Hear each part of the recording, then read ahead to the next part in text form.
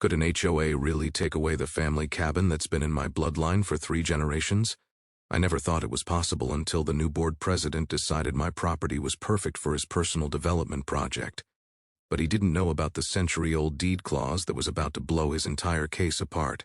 Comment below with the wildest HOA rule you've ever seen and hit subscribe so you don't miss the shocking ending. My name is Robert, and I'm 65 years old. That cabin on the lake has been my sanctuary since I was a boy. My grandfather built it with his own hands back in 1972, right after he returned from Vietnam. It wasn't much, just a simple 2-room structure with a stone fireplace and a screened-in porch facing the water. But it was everything to our family. I still remember the smell of pine and fresh lacquer from when Grandpa first finished the place. The whole community was different back then. Neighbors would gather for weekend barbecues, kids would fish off the dock together, and nobody cared if your lawn wasn't perfectly manicured or if your paint was peeling a bit. It was about community, about enjoying the simple life by the water. But things changed when the Lakeside Estates Homeowners Association got a new board president last year. Richard Henderson moved into the biggest house on the lake, a modern monstrosity that looked completely out of place among our rustic cabins. He was a developer from the city, and he brought his big city attitude with him. The trouble started small, as it always does with these types. First came the letters about my dock being non-compliant with the new HOA standards, never mind that it had been there for 50 years without issue. Then came the fines for the unapproved color of my shutters. Next, they cited my vegetable garden for being unsightly. I paid the first few fines, figuring it wasn't worth the fight. But then Richard called a special meeting and announced new community development plans that included unthought repurposing certain properties for better use of our valuable lakefront. That's when I knew he was coming after my cabin. The letters started coming weekly, each with more outrageous claims and higher fines. They claimed my cabin wasn't structurally unsound. It had just passed a county inspection, that my septic system was non-compliant, it had been upgraded just 5 years ago, and that my property was neglected. I spent every weekend maintaining it. The final blow came in a certified letter. The HOA was initiating proceedings to repossess my property under some obscure clause in the bylaws that they had apparently just amended. They claimed I owed over $25,000 in fines and that they would take possession if I didn't pay in 30 days.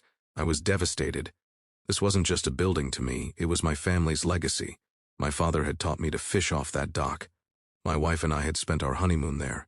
I'd planned to leave it to my own grandchildren. If you think this HOA is out of control now, just wait for the twist coming up. Subscribe so you never miss another instant karma story. I hired a local attorney, but Richard had brought in a high-priced law firm from the city. At our first meeting, their attorney presented a thick folder of an evidence against my property. Photos taken from strange angles to make things look worse than they were, exaggerated complaints from neighbors, many of whom I later discovered were new residents recruited by Richard, and copies of every fine they had ever issued me. My attorney, a young man named Tom, was clearly intimidated. "Robert, they've got a strong case," he admitted. "The HOA board has voted unanimously to move forward with repossession, and the bylaws do give them broad authority." I felt the walls closing in. How could this be happening? I had done nothing wrong except own a property that someone else wanted. The next few weeks were a blur of legal maneuvering. Tom filed motions, requested documentation, and tried to negotiate, but Richard's team was relentless. They rejected every offer and continued to pile on more fines. Then came the day that almost broke me. I received an eviction notice giving me 60 days to vacate the property. I sat on my porch, watching the sunset over the lake like I had hundreds of times before, and wondered how this could be the end. That night, I couldn't sleep. Something my grandfather used to say kept echoing in my mind. "Sis land will always be ours, Bobby." I made sure of that. I had always thought he was just being sentimental, but in the middle of that sleepless night, I began to wonder if there was more to his words. The next morning, I drove to the county courthouse and started digging through property records. For hours, I pored over yellowed documents and dusty files, until finally I found it. The original deed from when my grandfather purchased the land. Tucked away in the legal language was a clause that made my heart skip a beat. It stated that the property was to remain in the family in perpetuity and could not be seized by any homeowners association or governing body without the family's consent. The clause had been included because the land had originally been part of a larger family estate, and my grandfather had wanted to ensure it stayed that way. I couldn't believe it. This was the secret weapon my grandfather had left me. I rushed the document to Tom, who nearly fell out of his chair when he read it. "Robert," he said, his voice shaking with excitement, "this changes everything. This clause is ironclad. They can't touch your property." The court date arrived, and I was ready. Richard sat across the aisle, looking smug in his expensive suit, surrounded by his team of attorneys.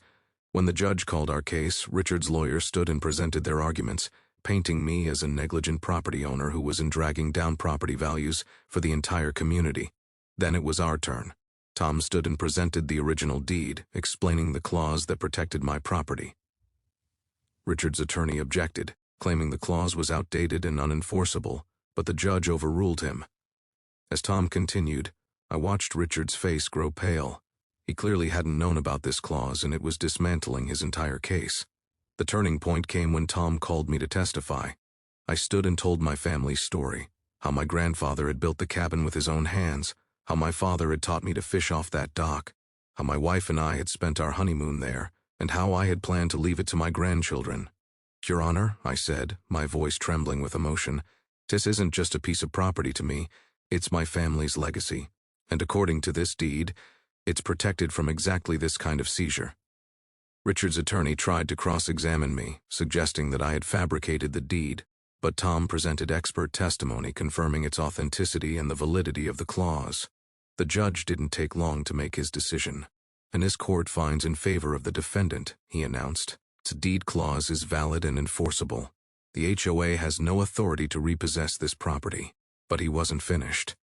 Furthermore, the judge continued, "Since court is deeply troubled by the actions of the HOA board, particularly President Henderson, the evidence suggests that this was not about enforcing community standards, but about an attempt to acquire valuable lakefront property for personal gain.